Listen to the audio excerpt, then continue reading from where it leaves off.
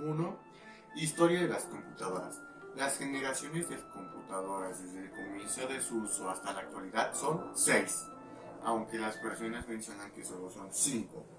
La importancia y justificación de este trabajo de investigación es a dar a conocer a las personas y público en general, así como estudiantes interesados en el tema, cómo fue que se creó este hardware y software, que hoy en día se ha vuelto tan primordial e importante para la vida diaria en campos como la investigación e ingeniería, y cómo esto ha ido cambiando e ido simplificando en gran medida.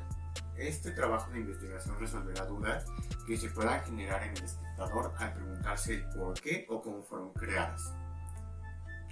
La historia de las máquinas comenzó aproximadamente en los años 1940, mientras que las últimas generaciones se desarrollan actualmente en esta época.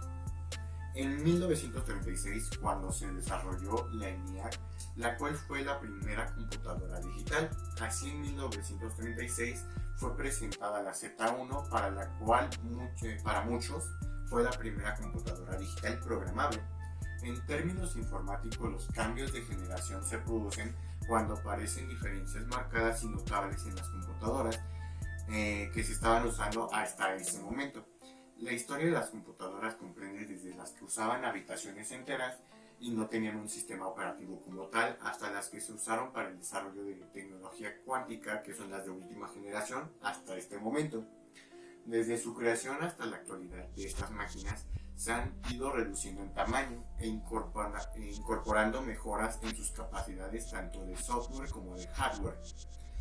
Desde la primera generación de computadoras, la cual se extiende desde 1940 y 1952 en el transcurso de la época de la Segunda Guerra Mundial y en inicios de la Guerra Fría.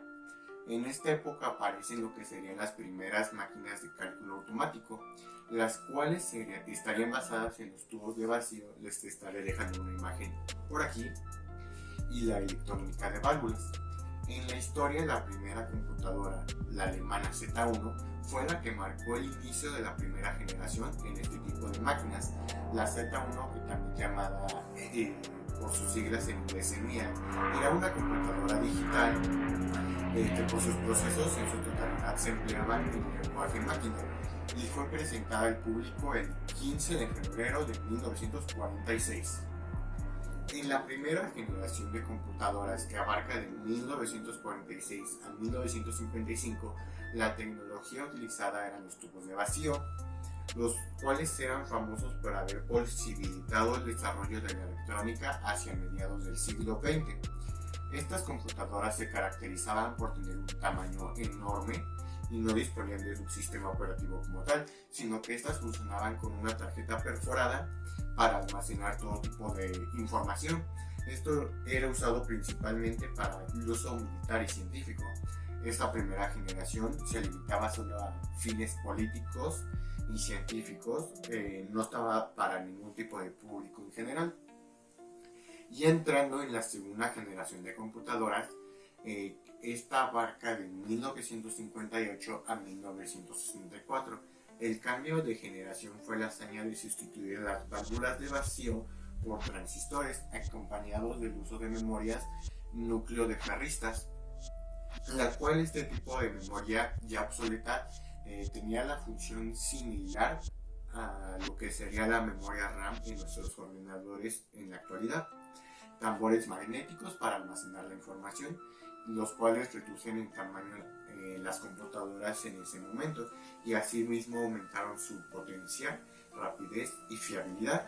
Esto quiere decir que no solamente lograron compactar el tamaño de las computadoras, sino también lograron maximizar el uso que se le podían dar a las computadoras, la potencia que tenían, y reduciendo cualquier tipo de defecto que pudiera tener. Tercera generación de computadoras. En la tercera generación, de 1964 a 1971, con la invención del circuito cerrado o chip por parte de dos ingenieros, Jack S. Kirby y Robert Noyce. Esto revolucionó por completo el diseño de las computadoras. Con esto aparecerían los primeros discos magnéticos y componentes electrónicos. Se integran en una sola pieza, que serían los condensadores, transistores y diodos. los cuales al estar en una sola pieza aumentarían la velocidad de carga y asimismo reducirían el consumo eléctrico. La característica principal de esta generación fue el de tener un tamaño bastante reducido a comparación de sus antecesores, siendo más viables y más flexibles. Quiere decir que en esta generación varios componentes se lograron concentrar en una sola pieza para así 3 o 4 piezas que utilizaban un tamaño determinado cupiera en algo muchísimo más pequeño. En la cuarta generación de computadoras, que comprende de 1971 a 1881, las computadoras personales se convirtieron en una parte muy fundamental de la informática. Todos los elementos que conforman una CPU, que sería unidad de procesamiento central, ahora se almacenan en circuitos integrados actualmente conocidos como microprocesadores, y empezaron a surgir de una manera principalmente fabricados por la empresa llamada Intel, que actualmente es la fabricante de circuitos cerrados en el mundo, con sus Core i3, Core i5, Core i7. Actualmente hay más de fabricantes como AMD y entre otros que, aunque actualmente ya se están poniendo a la par que Intel sigue siendo la mayor fabricante actualmente. En esta generación nacería lo que es el disquete.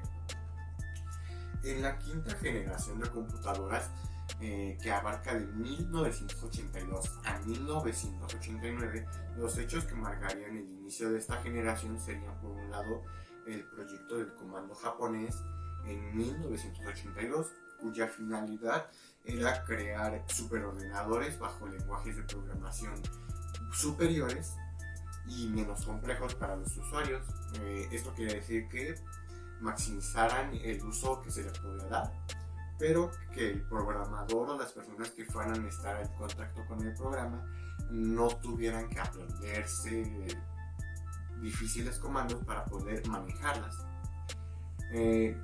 Para los usuarios, pues sería muchísimo más fácil usar una computadora, pero por otro lado se construye lo que sería el primer superordenador con capacidad de proceso paralelo, la Seymour Cray y su compañía Control Data Corporation, denominado CDC 6600. Las características de esta computadora empiezan a realizar serían características que se prevalecerían hasta hoy en día, como sería la traducción automática de un idioma a otro, y asimismo el almacenamiento digital se procesa en gigabytes, y asimismo surge el DVD. Sexta generación de computadoras, de 1990 hasta la actualidad. Esta última generación de computadoras se crea un debate y desacuerdo sobre la existencia de esta generación. Hay algunos que dicen que no es cierto, que nada más son 5 generaciones, y hay otros que dicen que sí, que efectivamente existe esta sexta generación, pero lo cierto es que la informática no se ha detenido en ningún momento. Evoluciona cada momento y cada vez a mayor escala, como es lo de la inteligencia artificial, la arquitectura vectorial, la invención paralela entre ordenadores, la incorporación de chips que aumentan el rendimiento y reducen el uso de energía eléctrica, son las que predominan en la actualidad. La construcción de un ordenador cuántico tiene distintas características de la informática común, y por esto está basada en el uso de qubits. Estos qubits son una combinación de ceros y unos en lugar de bits. La potencia que pueda llegar a ofrecer esta tecnología podría dar respuesta a problemas que ahora son irresolubles o llevarían años y años de procesos, de cálculos que una persona tal vez en toda su vida no podrían terminar de hacer esos cálculos. Una de estas computadoras cuánticas podría hacerlo en cuestión de días, horas, minutos o incluso segundos, dependiendo de la dificultad del problema. Mi conclusión, la conclusión personal que he estado investigando, checando en páginas, en libros de información, son la historia de las computadoras desde su importancia, para así poder entender el cómo se desarrollan y fueron evolucionando conforme los años hasta ser lo que hoy en día son, el cómo maximizaron su potencia a niveles enormes, estratosféricos y gigantescos, a su vez reduciendo en gran medida el tamaño de estas mismas computadoras, dándonos como comodidades que antes nunca se hubieran imaginado, de cómo podemos tener un ordenador portable que podemos llevar en cualquier lado sin necesidad de estar conectado a una corriente eléctrica, y cómo podemos tener computadoras que a su vez son más potentes,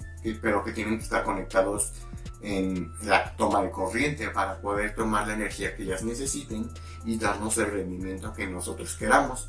Cómo estas computadoras han ayudado a personas, ingenieros, maestros, doctores con problemas que tardarían bastante tiempo en resolverse, en cómo han ido simplificando y cómo van a simplificar en un futuro las cosas.